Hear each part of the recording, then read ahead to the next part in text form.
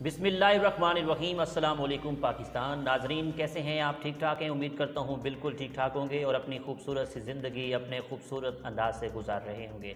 नाजरीन, जैसा कि आप सब जानते हैं कि मैं आप लोगों के लिए आज की शख्सियत प्रोग्राम लेकर आया करता हूँ। आज मैं आपको जिस शख्सियत का तारुफ़ करवाने जा रहा हूँ, आप किसी तारुफ़ के मोहताज नहीं हैं। PTI के जियाले हैं और पुराने वर्कर हैं।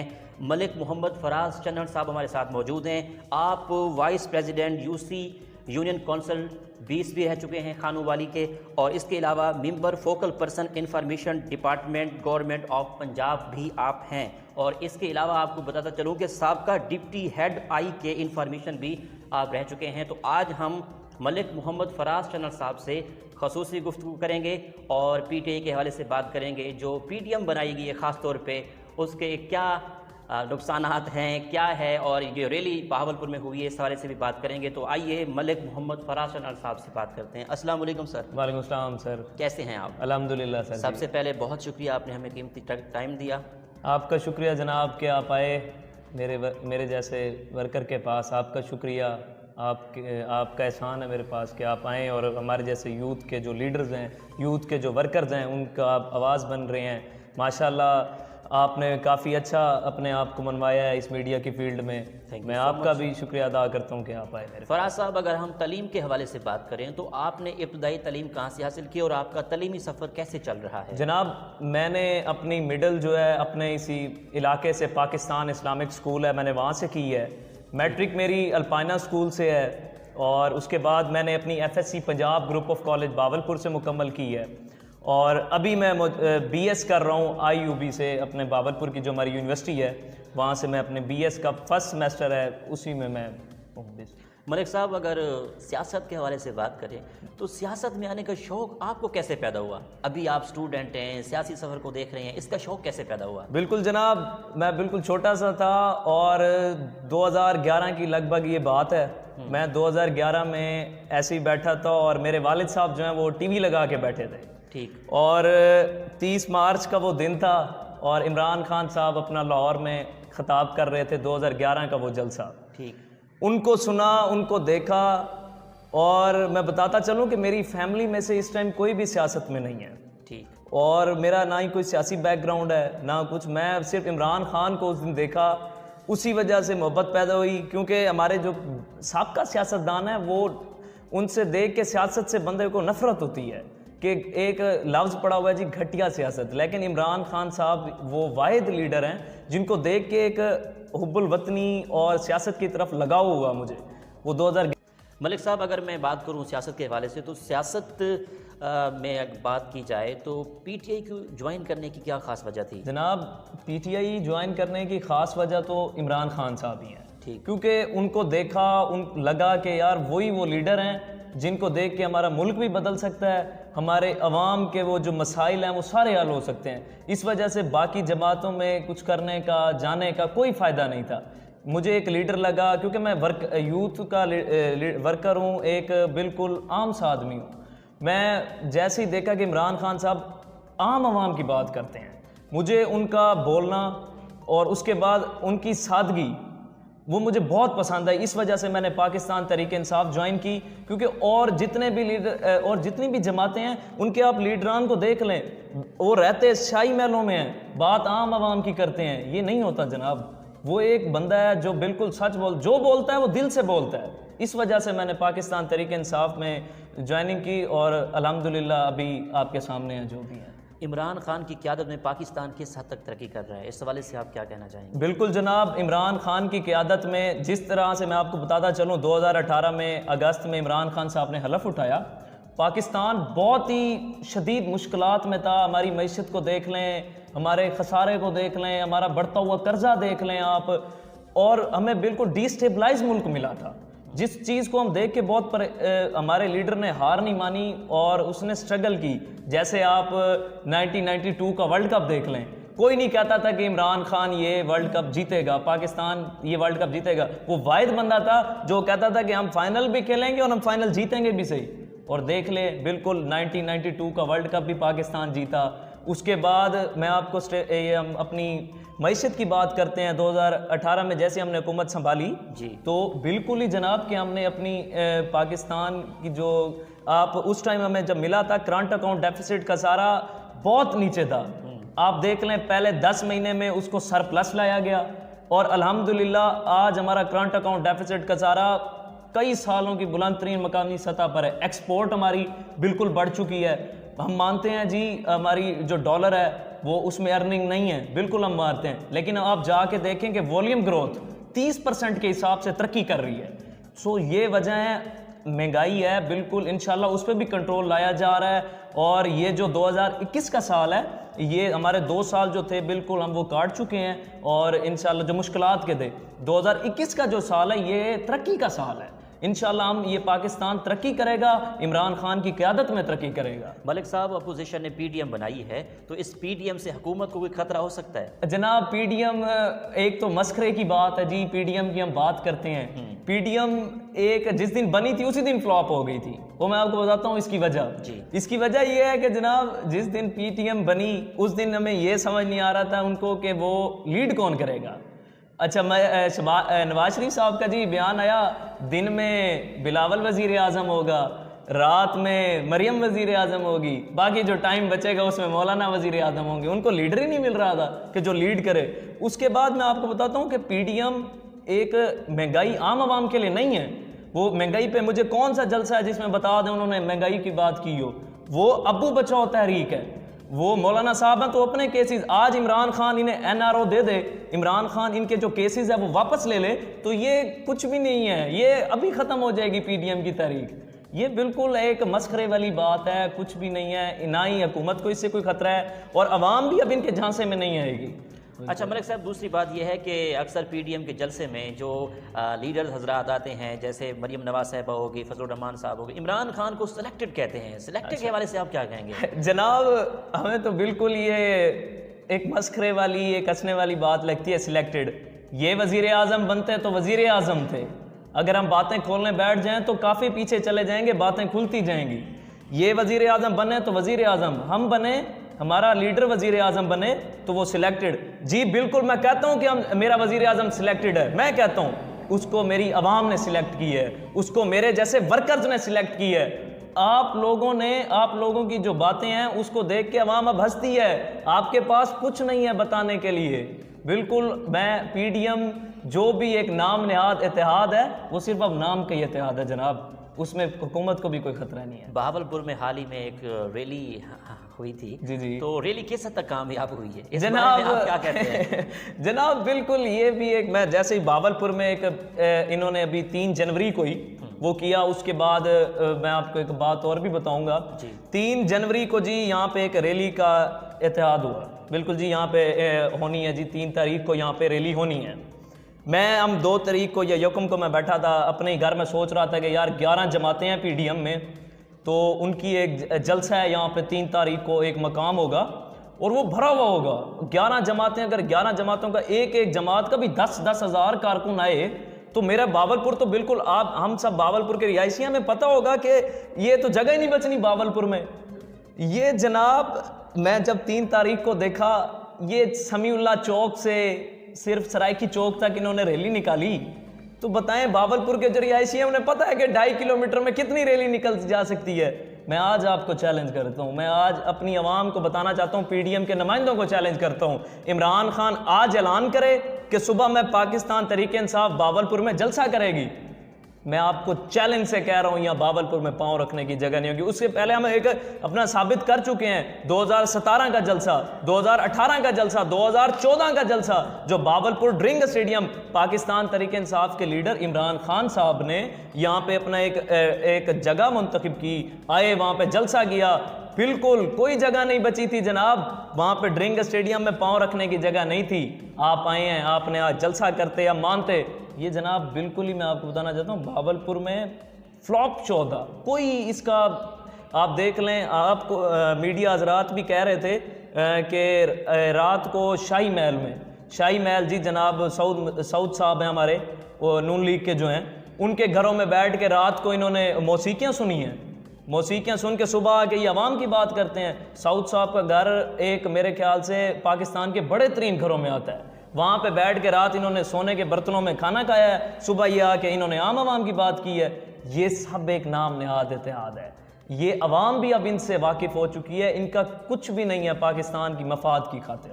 बहावलपुर की सियासत को आप कैसे देखते हैं? बहावलपुर में ऐसा कौन सा लीडर है जो जिससे आप मुतासिर हों? मैं जी बहावलपुर की सियासत में काफ़ी लीडरान हैं जिनसे जो बहावलपुर के लिए अच्छे हैं, बहावलपुर के खातिर बोलते हैं। और मुझे सबसे ज़्यादा जिस शख्सियत से मैं मुतासिर हूँ है जी जनाब मलिक असगर जुइया साहब। हमारे PP 245 के टिकट होल्डर हैं, MP की टिकट होल्डर हैं वो, और ज़िलाई सदर भी हैं पाकिस्तान तहरीक इंसाफ के मौजूदा। उनसे मैं बड़ा मुतासिर हूँ। उसकी एक वजह है, वो वर्कर को इज़्ज़त देना जानते हैं। मैं अपनी एक बात करूं, मैं एक वर्कर हूं, आम आदमी हूं। मेरा PTI से जब पहले कोई लिंक नहीं था, मैं किसी बड़ी शख्सियत के पास नहीं गया होता था, तो मैं उनके पास गया, मैं डरा सा गया कि क्या पता मलिक असगर साहब मुझे मिलेंगे नहीं मिलेंगे। और जब मैंने उनका एक बिहेव देखा कि वो मुझे, मैं जैसे ही गया वो मेरे लिए उठ खड़े हुए। ना मेरा कोई सियासत से ताल्लुक़, ना मेरा कोई ख़ानदान में सियासतदान, बिल्कुल आम आवाम की हैसियत से मैं उनके पास गया। वो अपने लीडर की तरह, अपने इमरान खान हमारा जो लीडर है उनके लीडर की तरह वो बिल्कुल सादगी वाले इंसान है। बिल्कुल उठ खड़े हुए मुझे मिले, उन्होंने मुझे काफ़ी अच्छा गाइड किया। मैंने उनको कहा जी मैं सोशल मीडिया पे एक अपनी एक्टिविस्ट करना चाहता हूँ, आपके लिए काम करना चाहता हूँ। तो उन्होंने मुझे बिल्कुल सपोर्ट किया और अल्हम्दुलिल्लाह आज यहाँ पे मैं आपके साथ बैठा हूँ। ये जो भी मेरा सियासी सफ़र है उसमें मलिक असगर साहब का बहुत बड़ा रोल है और उनका मैं हमेशा शुक्रगुजार रहूँगा। मुझे उनसे बहुत मुतासिर हूँ मैं उन शख्सियत से। बहावलपुर में अगर डेवलपमेंट के हवाले से बात करें तो बहावलपुर में क्या क्या प्रोजेक्ट चल रहे हैं जिस पे काम हो रहा हो? बहावलपुर में अगर हम डेवलपमेंट के हवाले से बात करें जी जनाब के अभी जो सकाफती हमारे विरसे हैं, जैसे दरबार महल हो गया, नूर महल हो गया, और हमारे बावलपुर डिवीज़न में आती है सादिकगढ़ पैलेस, और हमारा क्या कहते हैं सादिकगढ़ पैलेस। इस पे हमारा जो वज़ीर आला पंजाब की तरफ से सकाफती विरसे का ख्याल रखने के लिए एक प्रोजेक्ट लाया गया है। उसमें जनाब के हमारे जो सकाफती विरसे हैं उसका हम ख्याल रखेंगे। हमारे बिल्कुल हम बावलपुर अगर पहचाना जाता है बाहर के लोगों में तो वो नूर महल, इन वजह से कि जी वहाँ पे महल्स हैं, तो उनकी हमें ख्याल रखना हमारा फ़र्ज़ है। इसीलिए हमारे जो PTI के वज़ीर आला हैं पंजाब के सरदार उस्मान बुज़दार साहब, वो बिल्कुल उनका एक बहुत अच्छा इक़दाम है। वो हमारे बावलपुर के लोगों के लिए भी खुशी का बाइस है कि हमारे जो सकाफती विरसा है उसका ख्याल रखा जा रहा है। उसकी रीडेवलपमेंट के लिए फ़ंड्स भी जारी हैं, अल्हम्दुलिल्लाह काम भी हो रहा है। और बिल्कुल जनाब, आपके आइडियल लीडर कौन है? मेरे आइडियल लीडर जैसा कि मैंने आपको बताया कि मैं फॉलो करता हूँ इमरान खान साहब को, मेरे लीडर भी वही हैं। और आइडियल अगर हम अपनी मकामी सतह पे बात करें तो मैं ज़्यादातर फॉलो करता हूँ मलिक असगर जुइया साहब को। अगर मैं आपके इलाके की बात करूं, आपके यूनियन कौंसिल के बारे से बात करूं, तो आपकी यूनियन कौंसिल के कौन से मसाइल हैं और आपकी विजन होगी, मिशन होगा, आगे बल्दियाती इलेक्शन होंगे, उसमें आप पार्टिसिपेट करेंगे? और दूसरी बात यह है कि जब आप बन जाएंगे तो आप ख़ास तौर पर अपने हल्के में क्या काम करवाएंगे? बिल्कुल जनाब के सबसे पहले मैं अपने यूनियन कौंसिल के हवाले से थोड़ा सा बताता चलूँ जी। UC 20 अभी हमारा एक इलाका है खानों वाली जी, और उसके साथ मुलैका इलाके हैं, हफीज़ाबाद कॉलोनी जहाँ पे मेरी रिहाइश है, उसके बाद मुंशी दिमाड़ी, ये वार्ड नंबर 2 में आते हैं। वार्ड नंबर 1 में जी वो गफूराबाद, ऐसे ही वार्ड 3, 4, 5, 6 जो हमारी वार्ड्स हैं, ये बिल्कुल जो एक यूनियन कौंसिल है जनाब ये पसमानदा है। यहाँ के लीडर, मुझे सबसे बड़ा जो दुख होता है यहाँ पे हम उनको वोट देते हैं कि वो जाके हमारा आगे मसाइल हल करें, हमारे मसाइल के लिए बोलें। वो जनाब यहाँ से तो वोट लेके चले जाते हैं, उनको बोलना नहीं आता। हमारा जो यूनियन कौंसिल है, मुझे सबसे बड़ी दुख की बात होती है अपने इलाके के लिए, आज तक आप बावलपुर में कहीं चले जाएं हर जगह पे टफ टाइल लगी हुई है। मेरा छोटा सा इलाका है, यहाँ पे नालियाँ हैं, क्या हम आवाम नहीं है? क्या हम अपना टैक्स अदा नहीं करते? और मैं पिछली जो हुकूमतें उनकी बात कर रहा हूँ, हमने अपना बल्दियाती इलेक्शंस में अपने इलाके वालों को वोट दिया, जो हम अपने मुंतखब करते हैं वो गए जाके उनको बोलना नहीं आया आगे। हम बड़े क्या अपने हर यूनियन कौंसिल का जो चेयरमैन होता है वो अपने इलाके के लिए सोचता है, पता नहीं हमारे चेयरमैन कहाँ सोए रहते हैं। हमारे इलाके में कोई किसी किस्म का भी कोई डेवलपमेंट का काम मुझे नहीं नज़र आया। अब जब PTI की हुकूमत आई है, अल्हम्दुलिल्लाह मैं PTI के साथ खड़ा हूँ। मैं अब अपनी बात करते चलूँ कि मैंने अपने इलाके में अभी तक मैंने क्या मसाइल उठाए हैं। बिल्कुल जनाब, मैं BWMC के चक्कर लगा के अपने इलाके में अपनी जो हमारे पास हैं उनको सबको मैंने सपोर्ट किया, अपने लीडरान को मैंने कहा, उन्होंने जनाब बिल्कुल मुझे सपोर्ट किया। मैं गया BWMC में, अल्हम्दुलिल्लाह मेरे इलाके में रोज़ सफाई होती है जो पिछले 3 साल से नहीं हो रही थी, वो भी होती है। हमारा फ़िल्टर प्लांट सबसे बड़ा मसला था, फ़िल्टर प्लांट का हमारा जी बिल्कुल प्रोजेक्ट भी मंजूर हो गया और वो फ़िल्टर प्लांट का काम भी जारी है अल्हम्दुलिल्लाह। उसकी भी मेरी आवाम को वो भी एक बहुत बड़ी खुशी है। और जनाब जहाँ तक बात रह गई इंशाल्लाह बल्दियाती इलेक्शन की, तो जैसे ही हमारा निज़ाम बनता है, जैसे इलेक्शन अनाउंस होते हैं, तो इंशाल्लाह जी मेरा इरादा भी है, अगर मेरी आवाम ने चाहा, अगर मेरी आवाम चाहेगी, मेरा इलाका चाहेगा, तो मैं ज़रूर बिल्कुल बल्दियाती इलेक्शन में आऊँगा, मैं इलेक्शन भी लड़ूंगा, कॉन्टेस्ट भी करूँगा और जीतूँगा। तो अपने इलाके की आवाम के लिए हर जगह पे, जैसे अब अपने इलाके का मफाद के लिए लड़ रहा हूँ, अपने इलाके के लोगों के लिए लड़ूंगा। हर एक चीज़ पे, हर एक जगह पे मैं अपने इलाके के लिए लड़ूंगा कि मेरे इलाके को ये चाहिए, ये चाहिए। बाकी जो हमारे साबका चेयरमैन्स हैं, जो भी हैं, उनकी तरह घर नहीं बैठूंगा, उनकी तरह बिल्कुल जिन्हें बोलना नहीं आता उनकी तरह भी नहीं रहूँगा। मैं बोलूँगा अपने इलाके के लिए जाकर। जनूबी पंजाब को सूबा बनाने के लिए हुकूमत क्या इकदाम कर रही है? जनाब बिल्कुल जनूबी पंजाब का जो सूबा है उसके लिए हमारा एक जो कहते हैं सेक्रेटेरिएट, सब सेक्रेटेरिएट, वो बावलपुर में भी बन चुका है सरदार उस्मान बुज़दार साहब की क़यादत में, और मुल्तान में भी उसका एक सेक्रेटेरिएट IG और ये जो अपना चार्ज भी संभाल चुके हैं अल्हम्दुलिल्लाह। मैं भी सूबे के हक़ में हूँ, क्योंकि हम बावलपुर का हर रिहायशी अपने सूबे के लिए, अपने हक़ के लिए बोलता है। हम बिल्कुल जी, मैं उसके हक़ में हूँ। इंशाल्लाह सूबा भी बनेगा, और इमरान खान की क़यादत में हमारा जो मंशूर था उसमें बावलपुर का सूबा शामिल था, इंशाल्लाह वो भी बनेगा, और बावलपुर के साथ साथ पाकिस्तान भी तरक्की करेगा। अच्छा, ये चीनी के हवाले से अक्सर बातें होती हैं, इस हवाले से क्या कहेंगे आप? अच्छा जनाब, सबसे पहले जी ये चीनी चोर कहा जाता है जी। हमारे एक लीडर हैं जहांगीर खान तरीन साहब, हमारे जनूबी पंजाब के लिए सरमाया हैं, वो चीनी चोर जी जनाब उन्हें कहा जाता है। मैं आपको बताता चलूँ, पाकिस्तान में आपके इल्म में भी होगा 79 शुगर मिल्स हैं, ठीक है जनाब, जिसमें से 35 हैं जी सिंध में, और बकिया जो है वो पंजाब में है। अच्छा, जो 35 सिंध में है, मैं आपको बताता चलूँ 35 सिंध में है, जिसमें से 33 जो हैं ओमनी ग्रुप यानी आसिफ अली जरदारी साहब की हैं। वहाँ पे एक जो है वो शुगर मिल जो है वो जहांगीर खान तरीन साहब की है। ऐसे ही बावलपुर में आ जाएं, बावलपुर पंजाब में आ जाएं, अगर पंजाब में हम देखते हैं तो जो बाकिया जो हमारी 44 शुगर मिल्स हैं, वो भी जनाब इनकी 44 में से 43 शरीफ खानदान की मिल्स हैं। हमजा शहबाज साहब जो बहुत बड़ा नाम है, जिसको मैं अब क्या कहूँ, मैं कुछ नहीं कह सकता, तो वो लीड कर रहे हैं, उनके ऊपर केसेस हैं। एक उसमें से है जी हमारे लीडर जहांगीर खान तरीन की साहब। 3 शुगर मिल्स हैं उनकी पूरे पाकिस्तान में। बताएं चीनी चोर कौन हुआ? ये पहले स्टॉक कर लेते हैं चीनी, फिर कहते हैं चीनी चोर का, हमारे लीडर को नाम देते हैं। ये बिल्कुल हमारे जो इन्होंने काफ़ी प्रोपेगेंडाज किए हैं, आटे के हवाले से, घी के हवाले से। मैं आपको बताता चलूँ, घी का जो रेट चढ़ा, ये कहते हैं जी इमरान खान ने घी पे टैक्स लगा दिया। मैं आपको चैलेंज से कहता हूं 2017 में चले जाएं, इमरान खान ने भी कोई टैक्स नहीं लगाया। 2017 में आप चले जाएं, 17% जनाब किसने टैक्स लगाया था? 16% टैक्स, 1% के 1 kg फिक्स करके जनरल सेल टैक्स किसने लगाया था? ये शरीफ खानदान ने नहीं लगाया था, ये शहबाज शरीफ गवर्नमेंट ने नहीं लगाया था। इनकी तो तजर्बाकार हुकूमत थी जनाब। हमारे वजीरों को तो ये ना तजर्बाकार कहते हैं। और उसके साथ साथ मैं आपको एक और बात बताता चलूँ, ये कहते हैं कि जी कि हमारा हमने पाकिस्तान के लिए 24,000 अरब रुपया कर्जा लिया, इससे ज़्यादा नहीं लिया। मैं चैलेंज के साथ कहता हूँ, फैक्ट्स एंड फिगर्स के साथ कहता हूँ, जाएं स्टेट बैंक ऑफ पाकिस्तान की वेबसाइट पे, link economic data, Pakistan data, वहाँ पे जाके देखें पेज नंबर 141 पर, वहाँ पे जाके देखें आपने कितना कर्जा लिया। आपने इन्होंने जनाब 24,000 अरब रुपया कर्जा नहीं, 31,000 अरब रुपया कर्जा लिया। ये जाके देखें, फिर आके हमसे बात किया करें।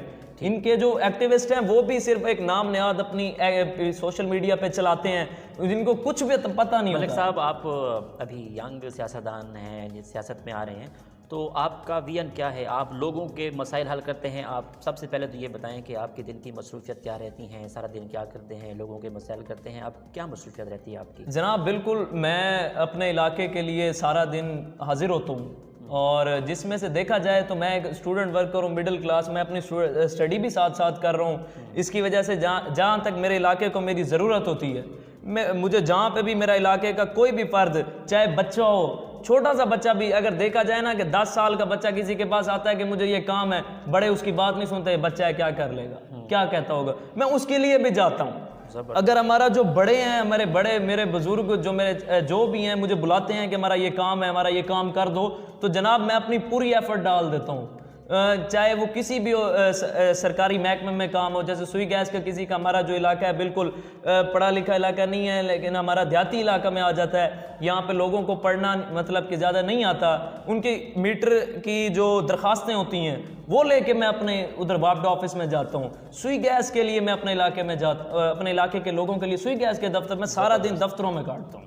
ज़बरदस्त। अच्छा, अदब के हवाले से बात करें तो आपको अदब से किस हद तक लगाव है, किताबें पढ़ते हैं आप? बिल्कुल जनाब, मैं अल्हम्दुलिल्लाह अपनी जो मेरी स्टडी के हवाले से देखा जाए तो मैं उसके इलाका स्टडी के अलावा भी सबसे पहले जो कहते हैं जी, मैं आप यहाँ पे एक बात क्लियर करना चाहता हूँ यूथ के लोगों के लिए, जो हमारे वर्कर्स हैं, जो भी हमारा स्टूडेंट है, कि बाअदब बानसी, जो अगर हम इल्म के साथ साथ हम अगर अदब नहीं है हमारे अंदर शौर नहीं है, तो हमारी तालीम किसी चीज़ की भी काम की नहीं है। बिल्कुल मैं किताबें भी पढ़ता हूँ, ख़ास तौर पे मुझे अल्लामा इकबाल साहब की जो बांगे दारा है उसको मैं आजकल पढ़ रहा हूँ, और उसके अलावा हमारे एक पीटीआई के साथ इलाके हैं, बहुत पिंडी बॉय उसको नाम दिया जाता है, शेख साहब की, शेख रशीद साहब की किताब भी मैं पढ़ रहा हूँ। मुझे जो डॉक्यूमेंट्रीज़ होती हैं उनको देखने का भी पसंद है, मैं वो भी देखता हूँ लीडर्स की, कि कैसे स्ट्रगल करके, बिल्कुल जैसे मैं अब एक स्ट्रगल कर रहा हूँ, तो मैं एक स्ट्रगल करने वाले इंसान को बहुत पसंद करता हूँ। मैं ये पसंद नहीं करता कि जिसका बाप लीडर है, जिसका दादा लीडर है, वो बच्चा भी ज़रूर लीडर हो।